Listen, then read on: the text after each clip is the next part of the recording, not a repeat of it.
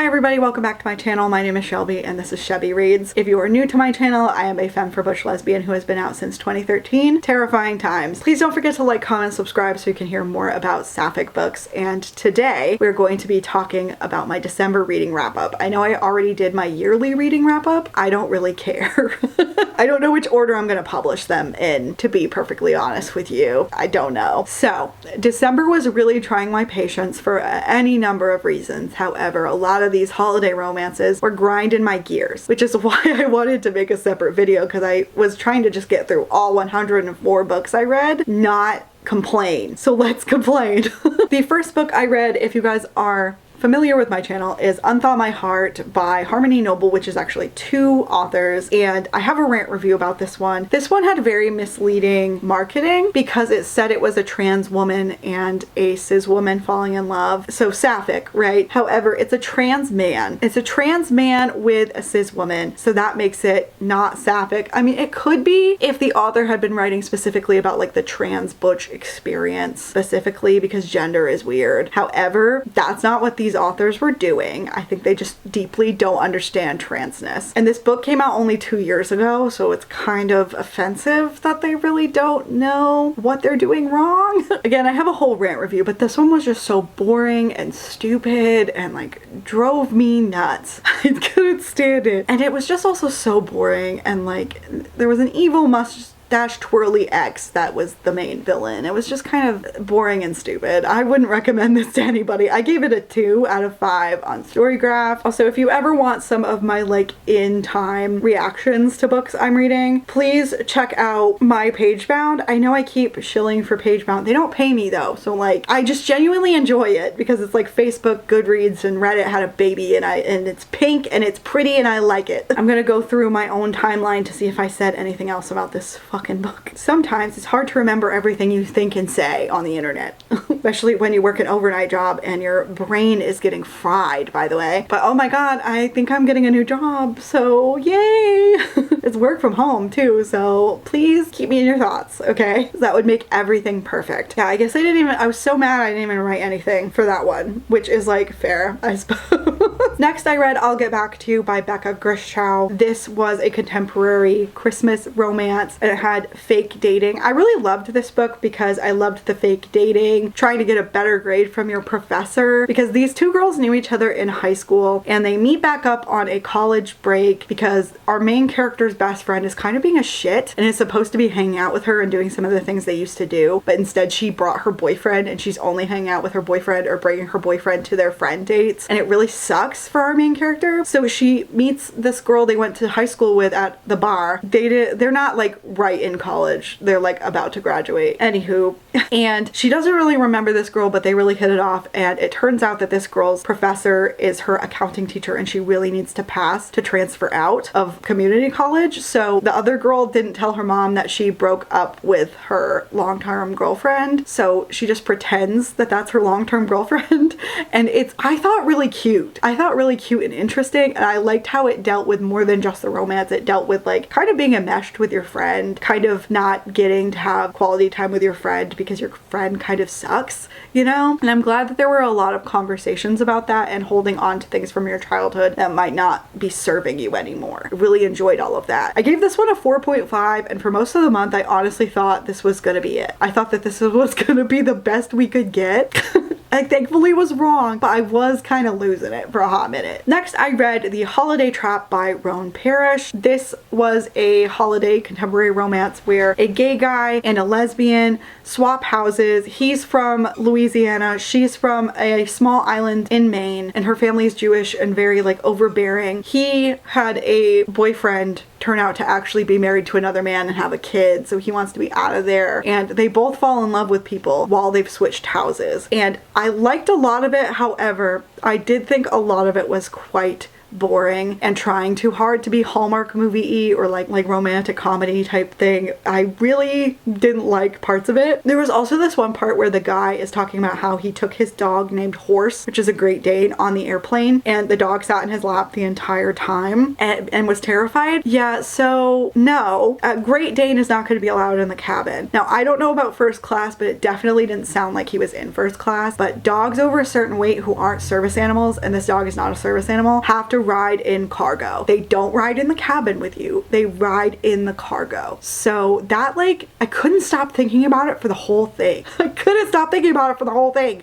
Also, another thing that annoyed me is that I felt like the Achillean, like, gay guy romance was allowed to be sweet and not sexual for quite a while, and I loved that. But I felt like the sapphic romance was sexual almost immediately, and they just felt like more connected way too quickly, in my opinion. I didn't like that. I wanted them to both be on even playing fields. I'm not saying the relationships needed to be the same. I'm just saying I wished that there was more pining instead of just immediately sleeping with somebody. I don't know. It's just a personal preference. It doesn't make the book bad. It just means I didn't like it. I gave it a 3 because there were some things I found genuinely entertaining and interesting, and I didn't loathe it entirely. However, I really wanted more from this than what I got is the main thing.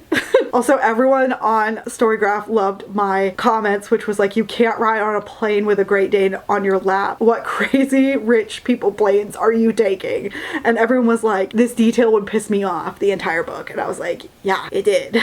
And then another thing that annoyed me was I just wish the author had used Google, because she said insects aren't animals. Insects are animals. Insects are animals. I don't know what else to tell you, but they are. They literally are. So please just use Google next time. Next, I read Make the Season Bright by Ashley Herring Blake. This was a contemporary second chance romance. I picked it for book club because I heard people hate this book more than any of her other books, and I had already bought it and I didn't want to suffer by myself. So I'm sorry, book club, but I had to do it. This book was infuriating. It felt like everyone was trying to gaslight Charlotte, otherwise known as Lola, because Brighton had left her at the altar on their wedding day, completely embarrassed her. Like, it was so ridiculous that they got back together to me, and it felt like everyone was being like, well, you love her, so just like give her another chance. I would never give you another chance like that. What are you talking about? That is like the ultimate betrayal of trust. No. I just couldn't stand it. I couldn't stand it. And no.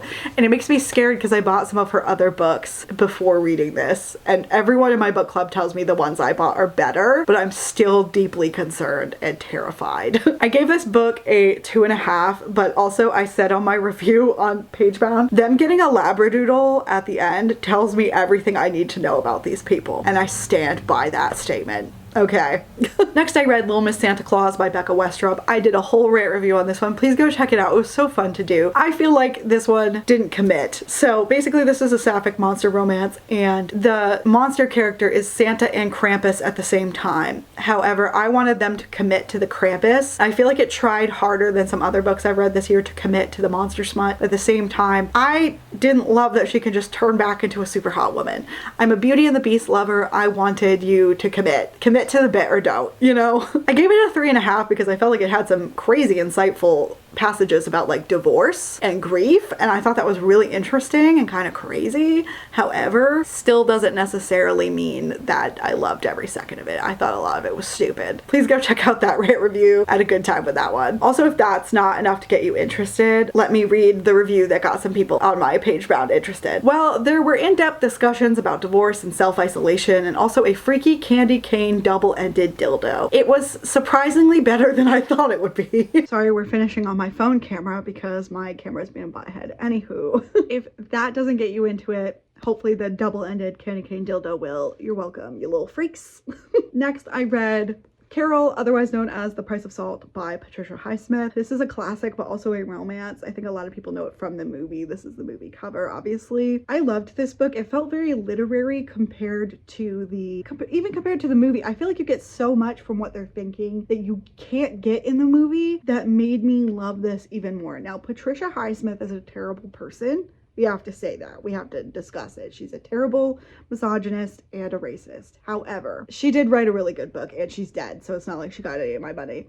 Anywho, I really loved this book. I think you guys should give it a try. This was my first 5-star for the month of December, and I felt like palpable relief that I finally had a 5-star. It was really good. Please think about reading it. Also, this was like the first lesbian novel in history to have a happy ending for them, and I think that's really cool. It came out in 1952.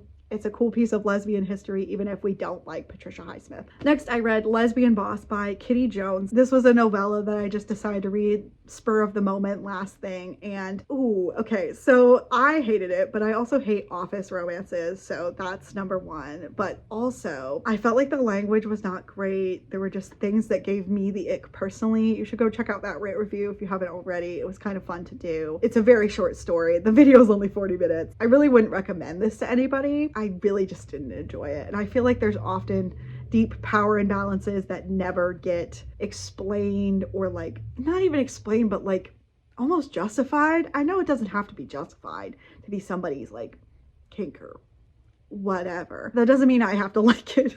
It's all I'm saying. All right. And I'm trying to get through all the books I own. And a lot of times I don't read the descriptions before I'm reading them. So is it partially my fault? Sure. However, then you guys get fun reviews. So can't be that bad, right? I also read Kiss Her Once for Me by Alison Cochrun. This is my first Alison Cochrun book. It is a contemporary romance. It's Christmassy. And this one very much felt like that Euphoria quote that was, is this fucking play about us? Because I have 2 animation degrees. I'm into butches, and I could definitely fall in love with a butch in one day.